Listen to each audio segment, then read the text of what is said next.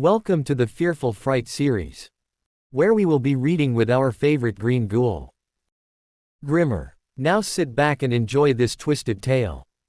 Today our story is called My Special Pie. The first thing Mara noticed about the house was how clean the street was.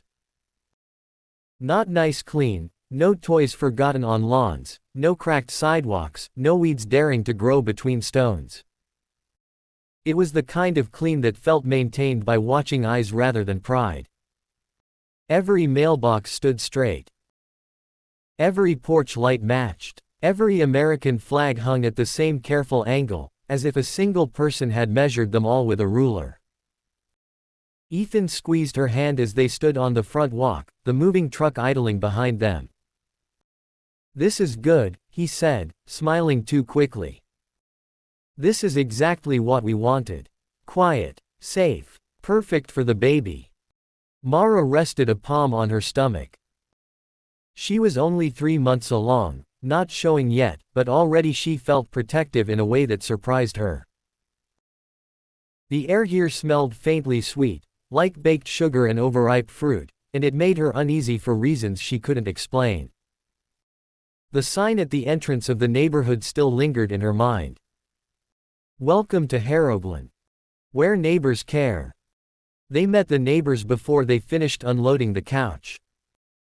Mrs. Calder from next door appeared with a wide smile and a pie dish cradled in her arms, steam fogging the plastic wrap. She was tall and thin, hair pulled tight into a bun, eyes bright and unblinking. "New family," she said, voice syrupy. "We've been waiting for you." "Waiting." Mara stiffened, but Ethan stepped forward, polite as always. "That's very kind. I'm Ethan, this is my wife Mara."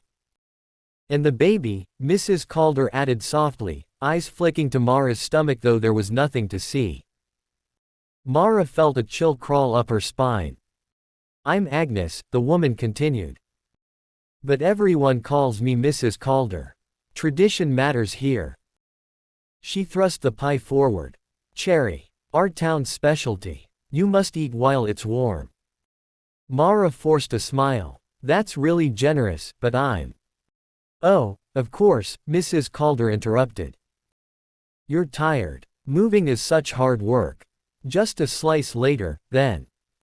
The way she said must felt less like hospitality and more like instruction. More neighbors arrived, as if summoned by a signal Mara couldn't hear. Smiling couples. Elderly men with identical caps. Children who stood too still, hands folded, eyes fixed on Mara's belly with unsettling intensity. Every single one of them brought pie. Apple, peach, blueberry, pecan. All homemade, all still warm. By sunset, their kitchen counter was covered in pastries like offerings on an altar. That night, Mara dreamed of hands pressing her down, of voices whispering chew, swallow, obey. She woke with her mouth tasting faintly of sugar, though she knew she hadn't eaten a bite. The next morning, Ethan seemed off. He sat at the table staring at a slice of pie he'd reheated for breakfast. "You didn't eat dinner," Mara said carefully. "I wasn't hungry," he replied. His voice sounded flat, distant. "But I thought I'd try some now. Wouldn't want to be rude." "Ethan," she said, heart pounding. "You don't have to eat it." He looked up at her slowly, eyes unfocused. "Everyone eats the pie." Something in the way he said it, like a memorized line, made her stomach twist. He took a bite. Mara watched his jaw move, slow and deliberate. Watched his shoulders relax, his breath even out. A faint smile spread across his face, empty and serene. "It's good," he said. "You should have some. For the baby." "No," she said sharply. Ethan blinked, confusion flickering for just a moment. "Why not?" "I don't feel well," she lied. "Doctor's orders." He studied her, then nodded. "That's fine. You'll eat later." The certainty in his voice terrified her more than anger would have. As the days passed, the pressure grew. Neighbors knocked constantly, always with smiles, always with fresh pie. If Mara refused, they didn't argue. They simply watched her with quiet disappointment, eyes following her as she closed the door. At night, she heard them outside. Soft footsteps, murmured conversations, the clink of ceramic dishes. Once, she peered through the curtains and saw half the street standing in her yard, holding pies against their chests, faces tilted toward her darkened windows. Waiting. Ethan changed more each day. He stopped watching TV, stopped reading, stopped asking how she felt. He went to work, came home, ate pie, and sat quietly at the table until bedtime. Sometimes she caught him staring at her stomach, lips moving as if repeating something silently. Mara called her sister, then her mother. No one answered. When she tried to leave the neighborhood, her car wouldn't start. Neither would Ethan's. The phones lost signal the moment they crossed Harroglin's boundaries, bars draining away as if swallowed by the trees lining the road. At the grocery store, small, local, nothing but canned goods and baking supplies, the shelves were stacked floor to ceiling with pie ingredients. Flour, sugar, jars of preserved fruit with handwritten labels. For sharing. The cashier smiled too widely.